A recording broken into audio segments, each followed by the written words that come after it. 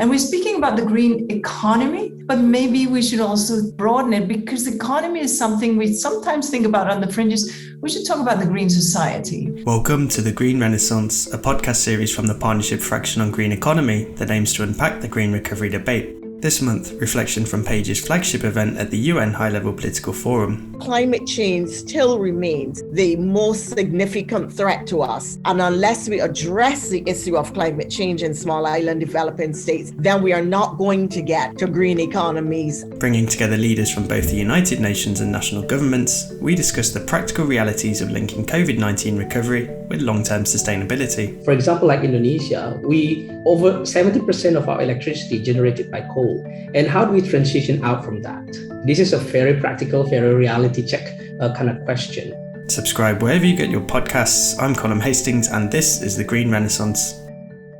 PAGE's event at the High-Level Political Forum, Green Recoveries for a Jobs-Rich Future, took place back in July and featured 5 key panellists: Guy Ryder, Director General of the ILO, Inger Andersen, Executive Director of UNEP, Rita Schwarzelühr-Sutter, Parliamentary State Secretary at the German Federal Ministry for the Environment, Her Excellency Elizabeth Thompson, Ambassador for Climate Change, Small Island Developing States and the Law of the Sea within the Government of Barbados, and finally Dr. Febrio Kacaribu, Head of the Fiscal Policy Agency in the Indonesian Ministry of Finance.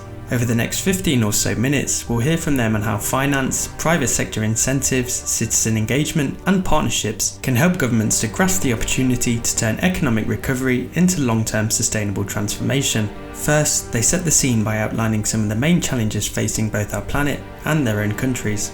Let's take account of our current circumstances. We are still in the midst, I want to say exiting, but still in the midst of the worst economic and social world of work crisis that we've known in 2 or 3 generations. It's been horribly costly for people's jobs, their security, their livelihoods. And at the same time, we are faced with this extraordinary climate crisis. We're seeing dramatic weather events even as we talk.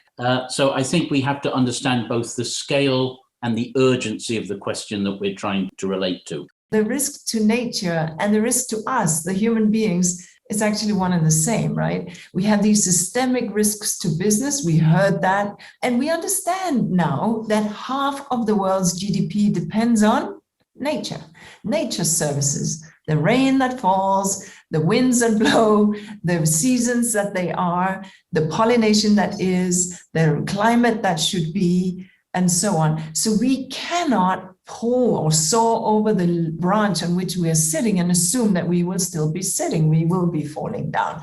And that's why we need to understand these unsustainable patterns. Decarbonization our economies and adopting a more active approach to biodiversity conservation are core tasks facing governments and societies around the world. And this requires decisive action by the government as a whole, not just by the environment ministries. For small island developing states, climate change still remains the most significant threat to us. And unless we address the issue of climate change in small island developing states, then we are not going to get to green economies and green societies. So now that we're up to speed on the specific risks and challenges that we're facing, the question becomes, how do we go about addressing these? And, as it often does, the answer starts with finance. So where is it needed? And most importantly, where is it going to come from? Are governments solely and completely responsible for financing our recovery? In the end, the financing aspect of all of this is a sine qua non of going forwards. And, at a time when there are many competing demands on finances, be it for vaccines, be it for social protection, be it for education, and at a time when indebtedness is very high, we really have to carve out the financial means to live up to our ambitions. And that has to be done by a combination of public commitment of financing, and then we have to deliver the private sector to this agenda. And so what kind of financing could we drive? Well, the first thing that probably unfortunately should conclude is that with these massive amount of monies, trillions of dollars, 13 to 15 trillion so far and counting, that we've taken out of the public budgets, borrowed, I should say, and put into the economy, which was a fine thing. but we have not put that into green recovery. So what we need to think about, and this is a message for government as well as for industry and as well as for us as consumers, aligning that economic recovery that we are in the middle of, trying to, etc., aiming for. And I greet you from Nairobi, where we are not even 2% vaccinated. So vaccine equity will have to be part and parcel of our conversation. We have to align the economic recovery with Paris, with the SDG, with Kunming COP15, invest much smarter, because when we make those investments, we're investing in the future. It is clear to us that the economic stimulus measures must address the current economic crisis and at the same time prepare us to meet the challenges of the future. I would like to add one more word to this. The transition is not only have to be just, but also it has to be affordable. I think a lot of developing countries are going to be looking at this in a very practical way. When you are trying to be practical, that means that you are looking at your options. Clearly, since I'm from the government, I'm looking at my fiscal tools and also looking at beyond fiscal tools, how the private sector would be joining in terms of achieving this target. From the revenue side, we look at our tax tools, have our tax system actually facilitates and support green projects. On the spending side, we studied something we call climate budget tagging. So we are looking at our own spending for years, and then we see that about 34% of this climate mitigation financing need in Indonesia can be supported by our own budget. That means that the rest, about 66%, should come from the private sector. So that's how we come up with the calculation and then looking at the potential for the private sector to joining in. When we say private sector, it is not only domestic, but also especially the global financial market as well.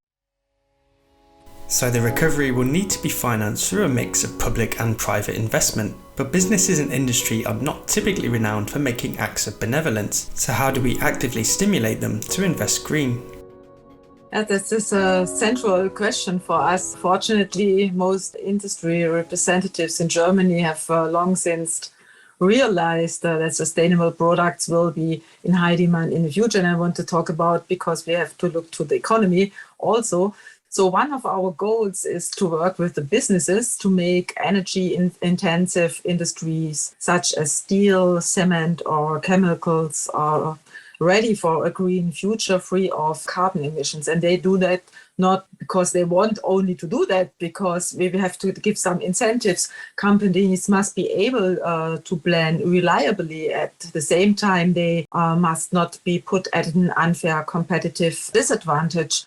You are going to be talking about electorates. You are going to be looking at your demographics. Now, as a country like Indonesia, we are a young country. So demographically, we have this traction. And that's a good news for us. But we still know that the industries are not really millennials industry. So we need to connect between the younger generation with the existing industries that are working on right now. But in reality, though, clearly every country will have different situation at the moment. For example, like Indonesia, over 70% of our electricity generated by coal. And how do we transition out from that? This is a very practical, very reality check kind of question. And we have to talk to the industry as well, because the cost is going to be distributed. And how are we going to distribute that extra cost? And how do we pick the winner? So these are all political decisions, and it has to be made together as a country. It is clear that successful transformation is the only way to create viable jobs for the future. And policymakers can alleviate fears and drive the green structural transformation by pushing for and backing a transformation agenda. It's very important, because it's not only the economy and the CEOs, all the workers want to know what is with my future and which perspectives will I have. So we think at both sides, we want to create jobs, and we want to support that industry invest in green investments. But we've seen some examples when it hasn't worked very well, because when well-intentioned fiscal measures have been taken to improve the environmental side of things, if you don't pay attention to the social consequences, and the social consequences are negative, you get a backlash from that. So as we've heard in previous episodes as well, a green recovery is unlikely to succeed without wide-scale public support. So how do we build society into our discussions? How do we ensure that a green economy transition is wanted and supported by all? We do need in the recovery process to be deliberately investing in the creation of decent work in those areas which hold out promise for job creation in the future. We need to invest in the skills and also social protection that help people to move from where they are today to where they need to be in a climate neutral economic future. And lastly, I think it's the institutions. We have to involve people. At the ILO, we believe greatly in dialogue, involving the actors, the people affected. They have to have ownership of these issues. Clearly, one has to work with citizen engagement and community engagement to get them on board with new practices and new behaviors, and to understand the role that individuals and communities will play in the transition process. And we're speaking about the green economy, but maybe we should also broaden it, because economy is something we sometimes think about on the fringes. We should talk about the green society. We should understand that that future that we reach for has to be for everyone. And that means we need to understand that the laws and the justice, those we are leaving behind, be it those who are discriminated against, be it minorities, be it gender-based dimension, be it the young, the unborn, the next generation, what are their rights? So how can we make sure that at the same time we are pro-growth, pro-poverty reduction in our work? And how do we in green economy take that and fold that into the broader society? So it's not just the economy thing on the fringes, but it's the whole societal thing. Because it's only then, when we do that, that we will get at poverty, that we will get at vulnerability, and that we will get at long-term sustainability. When I was Minister of Environment and we were phasing out globally the equipment like air conditioning units, refrigerators, and so on, which use chlorofluorocarbons, one of the tools that we used and one of the things that we did was to identify all technicians in the country and say to them, look, we're going to make this transition to refrigerated units, AC units that have no fluorocarbons. If you want to earn, then you're going to have to be trained in the new technologies. We're going to run training programs for you.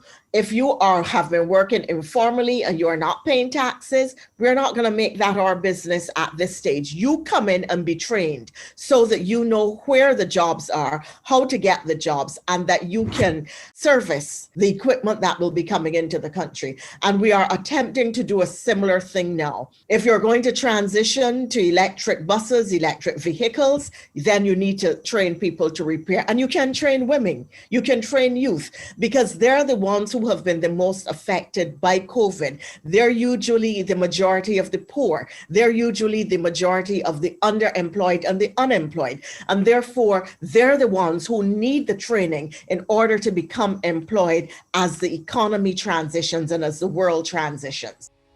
Before we get to the final part of our discussions, the PAGE event also featured a speech from Melati, Wijsen, a climate activist from Indonesia who, together with her sister, led a successful campaign to ban plastic bags, straws and styrofoam on her home island of Bali. So what does she think holds the key to a green recovery?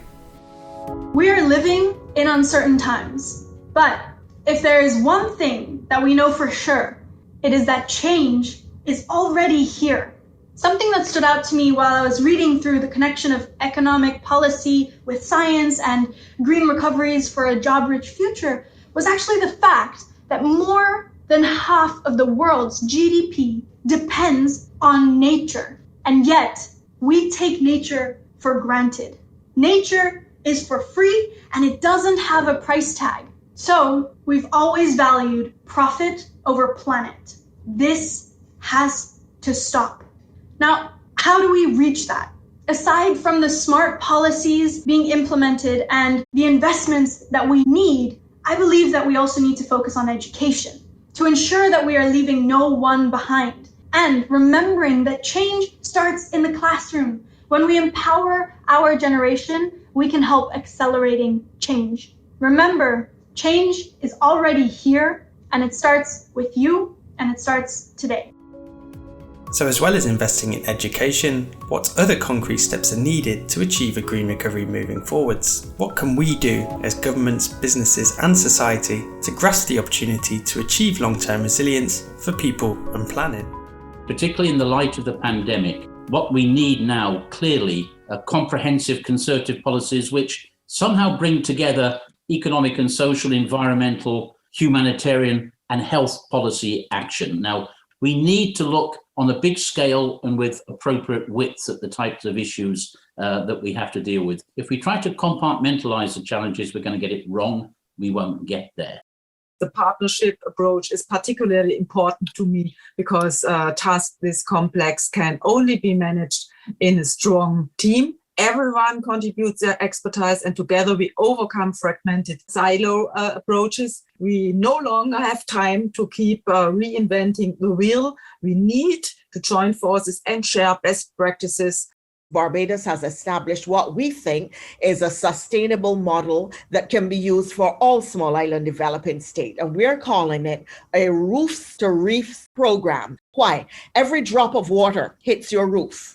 And from your roof, it is on a journey to the sea. And if you consider how that is going to go through the agricultural sector, where it is going to end up in terms of your waste management sector, how it is going to affect livelihoods and quality of life. And therefore, we are in the hurricane season now. Barbados has already been hit by a Category 1 hurricane.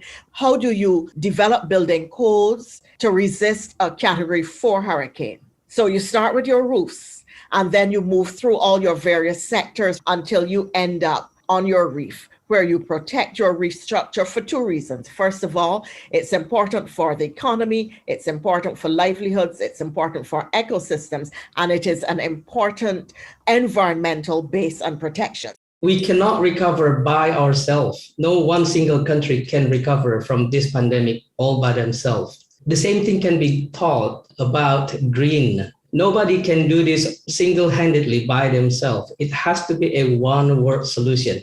And we as voters have a say because we put these decision makers in business. And so, as I always say, environment doesn't know politics, it knows the right environmentally sound policies. And so taking the environment and therefore also taking the next generation with you into the voting booth is not a left or right issue, it's a future intergenerational justice issue. You've been listening to The Green Renaissance. Subscribe wherever you get your podcasts to receive new episodes each month, and please give us a rating if you've liked the series so far. If you've enjoyed some of the discussions in today's podcast and want to listen to the event in full, head over to the PAGE website at www.un-page.org. Thanks as always for listening, and see you next time.